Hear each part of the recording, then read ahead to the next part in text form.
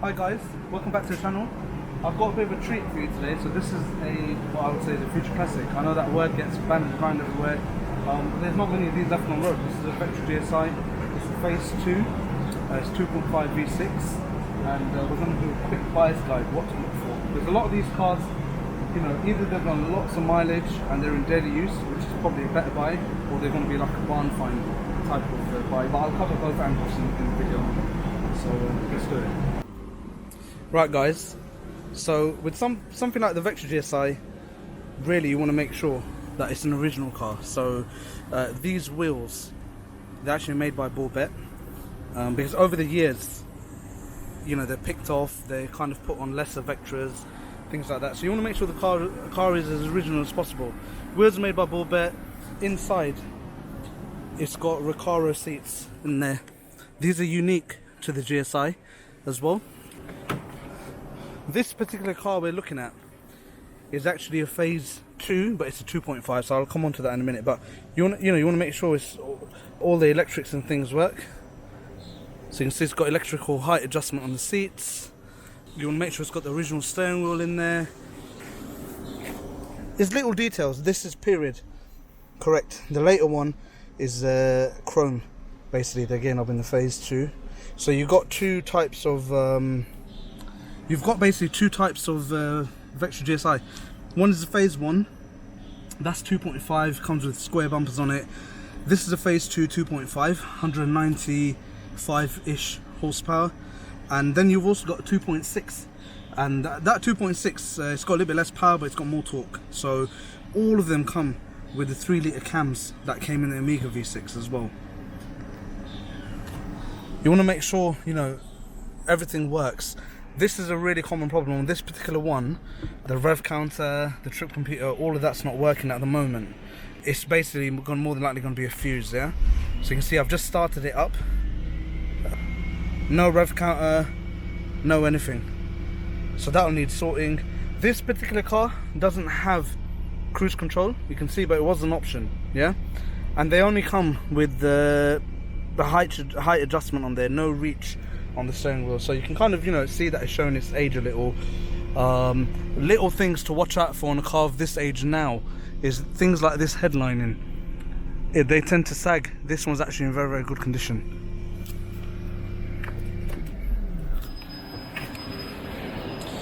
Right, we're coming on to the engine again. Talking about originality, this one's had a cone filter fitted to it, which actually sounds great, yeah. And I've also got the original airbox to go with it, which I've just taken out. It's just here. So as the years go by, these kind of things where a lot of them have been modified, they're going to be really, really hard to find.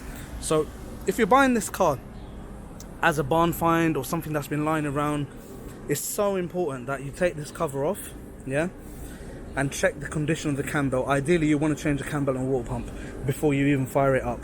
And we can start to see on this car, look, the wiring is frayed, yeah, it's pretty bad. So some of these kind of things, as the cars get older, even the throttle cable is frayed there.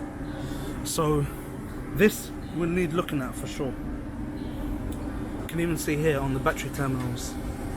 So it's just as the cars age, look, I mean, that you can see it's lost this protective coating there as well.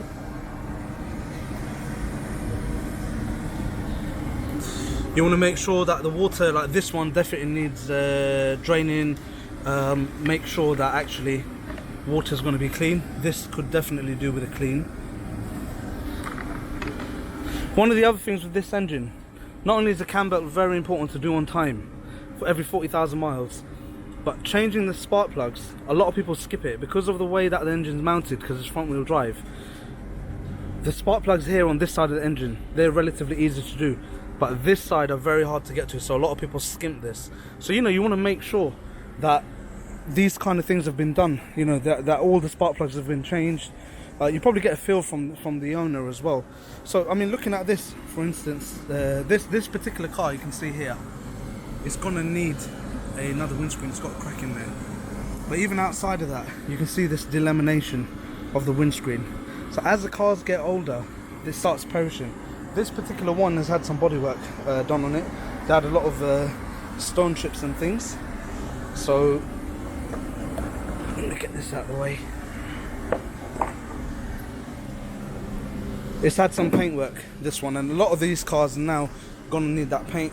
Again, a difference between the very last 2.6 and this 2.5 is this doesn't have xenon headlights. You can see it's just got normal halogen. So it was an option, but the last ones it came with a standard on there.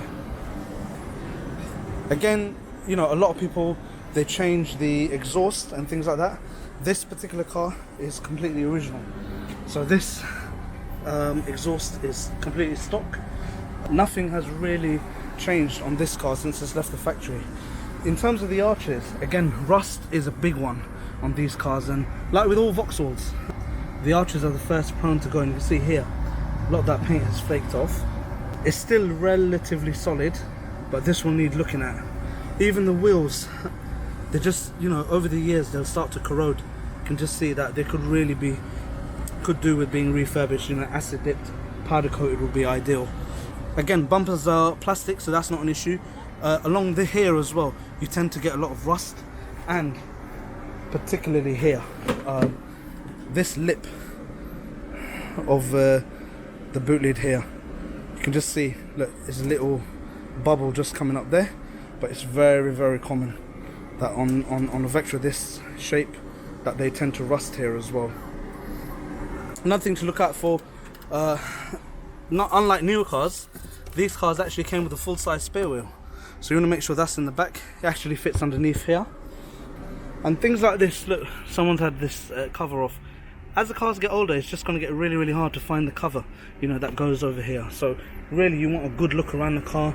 You want to make sure that it's completely original and complete is the main thing, because parts are not going to be easy to find as time goes on with these cars.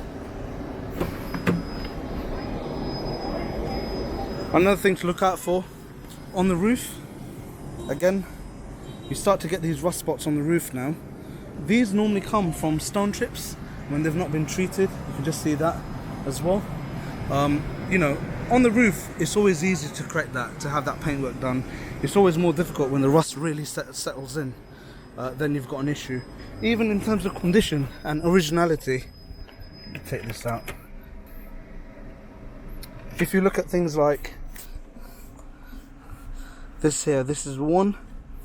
These are really quick, easy fixes. You know, again, while we're talking about originality, this has an aftermarket head unit in it, and if you've got one or you're planning on buying one, you can still pick these up, the original head unit, relatively cheap. The GSIs actually came with a 6-disc changer, which would be sitting inside the glove box there. So really, really ahead of its time.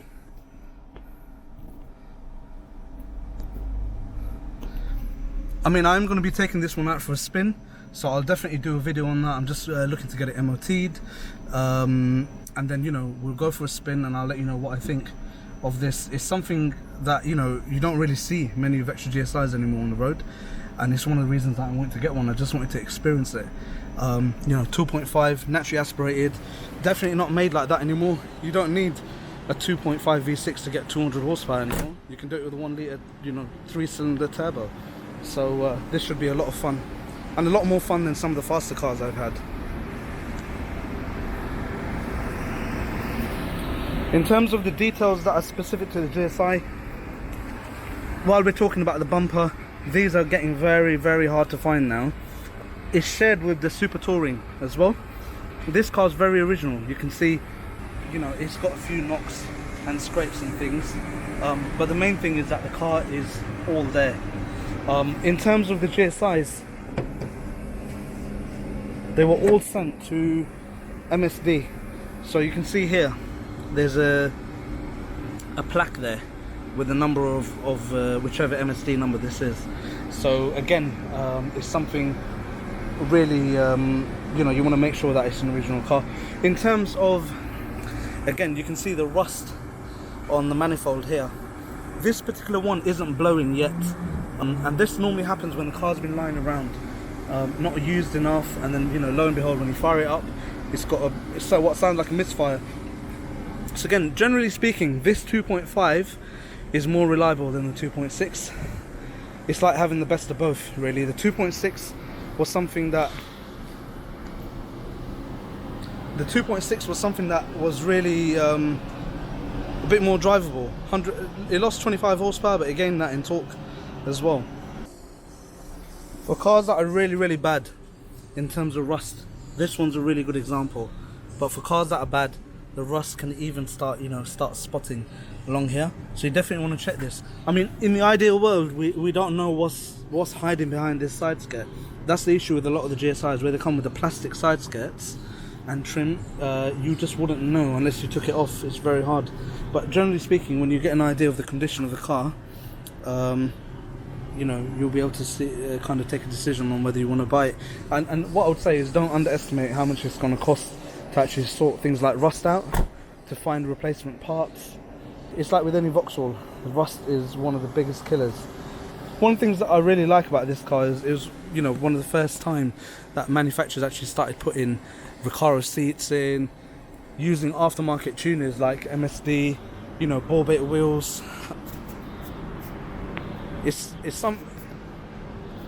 something that we're used to at the moment, but this never used to happen. This car is made in 1999, and that's the time they started doing these kind of things.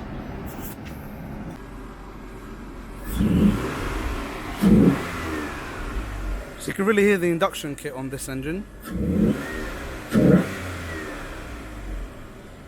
You wouldn't obviously have that as stock, but it's a really popular mod, and like I said, you know, it's your car. Make it how you want it to enjoy it, and keep everything so you can put it back to stock.